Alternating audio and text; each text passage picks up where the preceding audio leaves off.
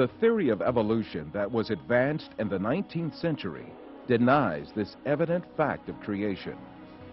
This theory holds that the species on Earth were not created by God, but came into being as a result of processes governed entirely by chance. The founder of this theory was an amateur naturalist named Charles Darwin. Darwin expounded this theory in his book, The Origin of Species, which was published in 1859. Darwin's book was an instant success, but its popularity was due more to the ideological implications of the book rather than its scientific worth. Darwin's ideas provided considerable support for the materialistic philosophy which denied the existence of God.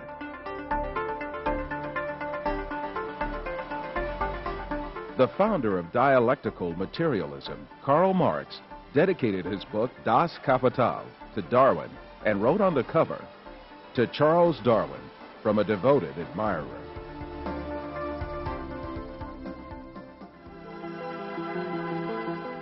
Darwin's theory argued that all species descended from a common ancestor by means of little cumulative changes in long periods of time. Darwin could advance no sound evidence to prove this claim. Indeed, he was himself aware of the great many facts that invalidated his theory. He admitted these in his book in a chapter entitled Difficulties on Theory. Darwin's hope was that these difficulties would be overcome by new scientific discoveries. But in fact, advances in science would refute Darwin's claims one by one.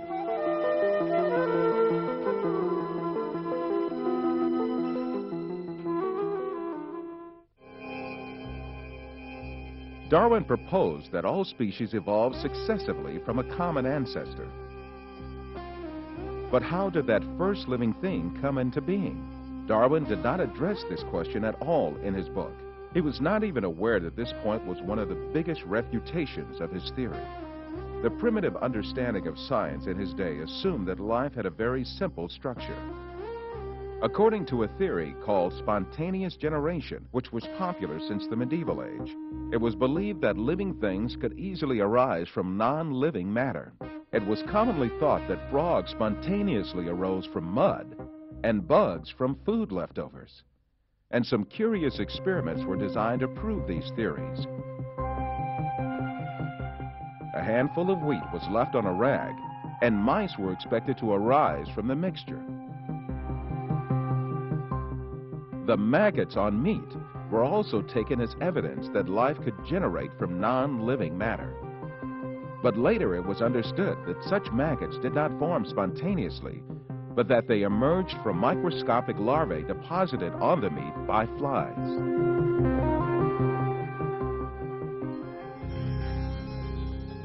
And in Darwin's time, the belief that microbes could emanate easily from non-living materials was very common. But 5 years after the publication of The Origin of Species, the famous French biologist Louis Pasteur scientifically refuted these myths that lay ground for evolution. Pasteur, after lengthy studies and experiments, reached this very important conclusion. Can matter organize itself? No. Today there is no circumstance known under which one could affirm that microscopic beings have come into the world without parents resembling themselves.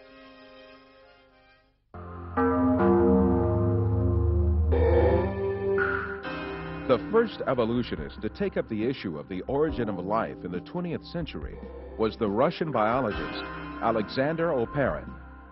His aim was to explain how the first living cell, the alleged common ancestor of all living beings according to the theory of evolution, could emerge. In the 1930s, Oparin formulated a number of theories to show how the first living cell could arise from inanimate matter by chance. However, his efforts ended in failure, and Oparin himself had to confess. Unfortunately, the origin of the cell remains a question that is actually the murkiest aspect of the whole theory of evolution.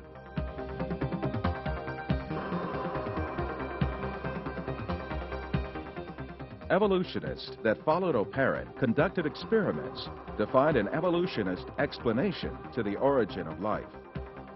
The most famous of these experiments was conducted by the American chemist Stanley Miller in 1953. Miller obtained a few simple organic molecules by triggering a reaction among gases that he claimed would have been present in the primitive Earth atmosphere. At the time, this experiment was regarded as a scientific proof for evolution. It turned out to be no such thing at all. Later discoveries showed that the gases used in the experiment were very different from the gases that had been present in the early atmosphere of the world.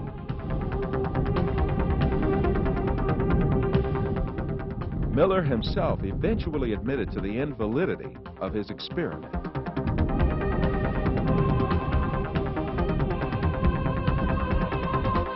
Every evolutionist attempt in the 20th century to account for the origin of life has ended in failure. Jeffrey Beta, a professor of geochemistry and a leading advocate of the theory of evolution, confesses this fact in the February 1998 issue of Earth, one of the leading periodicals of evolutionist literature. Today, as we leave the 20th century, we still face the biggest unsolved problem that we had when we entered the 20th century. How did life originate on Earth?